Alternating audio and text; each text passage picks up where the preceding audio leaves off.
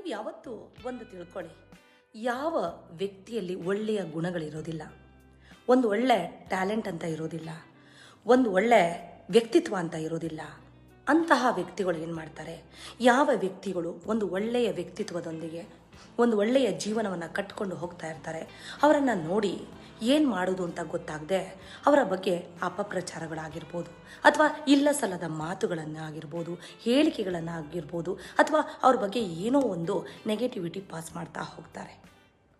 ಯಾಕೆ ಅಂದರೆ ಅಂತಹ ಒಳ್ಳೆಯ ಗುಣಗಳು ಅವರಲ್ಲಿ ಇರೋದಿಲ್ಲ. ಸೊ ಜಲಸ್ ಫೀಲಿಂದ ಏನು ಮಾಡ್ತಾರೆ, ಅವ್ರ ಬಗ್ಗೆ ನೆಗೆಟಿವಿಟಿನ ಸ್ಪ್ರೆಡ್ ಮಾಡ್ತಾ ಹೋಗ್ತಾರೆ. ಆಗ ನಾವು ತಿಳ್ಕೋಬೇಕು, ಅವರಲ್ಲಿ ಇವ್ಯಾವುದು ಇಲ್ವಲ್ಲ, ಅದಕ್ಕೆ ಈ ಥರ ಮಾಡ್ತಾರೆ ಅಂತ. ಬಟ್ ನಾವು ಅದಕ್ಕೆ ರಿಯಾಕ್ಷನ್ ಕೊಟ್ಬಿಡ್ತೀವಿ. ಯಾವತ್ತೂ ರಿಯಾಕ್ಷನ್ ನಾವು ಕೊಡೋದಕ್ಕೆ ಹೋಗಬಾರ್ದು. ಯಾಕೆ ಅಂದರೆ ಅವರು ಬೇರೆಯವರ ತಪ್ಪುಗಳನ್ನು ಎತ್ತಿ ತೋರಿಸುವುದರ ಮೂಲಕ ನಾವು ಶ್ರೇಷ್ಠ ವ್ಯಕ್ತಿಗಳಾಗ್ಬೋದು ಸೊಸೈಟಿನಲ್ಲಿ. ಯಾಕೆಂದರೆ ನಮ್ಮಲ್ಲಂತೂ ಯಾವುದೂ ಒಳ್ಳೆಯ ಗುಣ ಇಲ್ಲ, ಅಟ್ಲೀಸ್ಟ್ ಅವನ ತಪ್ಪನ್ನು ಎತ್ತಿ ಎತ್ತಿ ತೋರಿಸ್ತಾ ಇದ್ದರೆ ನಾವು ಗ್ರೇಟ್ ವ್ಯಕ್ತಿಗಳಾಗ್ಬಿಡ್ತೀವಿ ಅನ್ನೋ ಸ್ಟ್ರಾಟರ್ಜಿ ಅವ್ರದ್ದಾಗಿರುತ್ತೆ. ಸೊ ನೀವು ಕಂಗಾಲಾಗೋಕ್ಕೆ ಹೋಗಬೇಡಿ. ಅದು ಡ್ಯೂರೇಬಲ್ ಸ್ಟ್ರಾಟರ್ಜಿ ಅಲ್ಲ, ಡ್ಯೂರೇಬಲ್ ವ್ಯಕ್ತಿತ್ವನೂ ಅಲ್ಲ, ಅದು ಶಾರ್ಟ್ ಪಿರಿಯಡ್. ಓಕೆನಾ? ಹಾಗಾಗಿ ಅವ್ರು ಎಷ್ಟು ಸ್ಪ್ರೆಡ್ ಮಾಡ್ತಾರೋ ಮಾಡ್ಕೊಳ್ಳಿ, ಏನು ಮಾಡ್ತಾರೋ ಮಾಡ್ಕೊಳ್ಳಿ, ತಲೆನೇ ಕೆಡಿಸ್ಕೋಬೇಡಿ. ಹಂಗಂತ ಇಗ್ನೋರ್ ಮಾಡಬೇಡಿ. ಗಮನವಿಟ್ಟು ಅವ್ರು ಏನು ಮಾಡ್ತಾ ಇದ್ದಾರೆ, ನಮ್ಮ ಬಗ್ಗೆ ಯಾವ ರೀತಿಯ ಕೆಟ್ಟ ಅಪಪ್ರಚಾರಗಳನ್ನು, ಕೆಟ್ಟ ಮಾತುಗಳನ್ನು, ನೆಗೆಟಿವಿಟಿನ ಸ್ಪ್ರೆಡ್ ಮಾಡ್ತಾ ಇದ್ದಾರೆ ಗಮನದಲ್ಲಿಟ್ಕೊಳ್ಳಿ. ಯಾಕೆ ಅಂದರೆ ನೆಕ್ಸ್ಟ್ ಅದು ಊರ್ಜಿತವೇ ಅನೂರ್ಜಿತವೇ ಅನ್ನೋ ಪರಿಜ್ಞಾನ ನಮಗೂ ಕೂಡ ಇರಬೇಕು.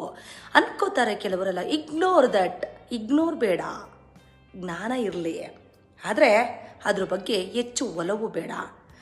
ಅವರು ಪದೇ ಪದೇ ನಮ್ಮ ಬಗ್ಗೆ ಕೆಟ್ಟದ್ದನ್ನು ಬಿಂಬಿಸ್ತಾ ಹೋಗಿ ಅವರು ಶ್ರೇಷ್ಠ ವ್ಯಕ್ತಿಗಳಾಗೋದಕ್ಕೆ ಏನಾದರೂ ಹೋದರೆ ಕಾಲಕ್ರಮೇಣ ಅವರ ವ್ಯಕ್ತಿತ್ವ ಕೂಡ ಅಲ್ಪ ಸ್ವಲ್ಪ ಉಳಿದಿದ್ರೆ ಅದು ಕೂಡ ಬುಡ ಮೇಲಾಗ್ಬಿಡುತ್ತೆ.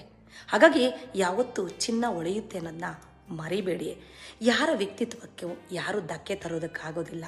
ಅದೆಲ್ಲ ನಮ್ಮ ಭ್ರಮೆ, ನಮ್ಮ ನೋವು, ನಾವೇ ಹುಟ್ಟು ಹಾಕ್ಕೊಂಡಿರುವಂತಹ ಪೂರ್ವಗ್ರಹ ಪೀಡನೆ.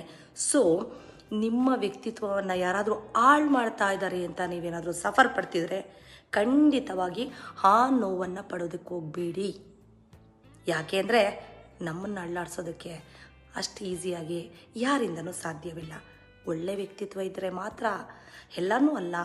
ಹಾಗಾಗಿ ಭಗವಂತನ ರಕ್ಷಣೆ ನೆರಳಲ್ಲಿ ನಾವಿದ್ದರೆ ಯಾರೇನು ಮಾಡೋಕ್ಕಾಗಲ್ಲ ರೀ. ತಲೆ ಕೆಡಿಸ್ಕೋಬೇಡಿ. ಸಬ್ಸ್ಕ್ರೈಬ್ ಮಾಡ್ಕೊಳ್ಳೋದನ್ನ ಮಾತ್ರ ಮರಿಬೇಡಿ.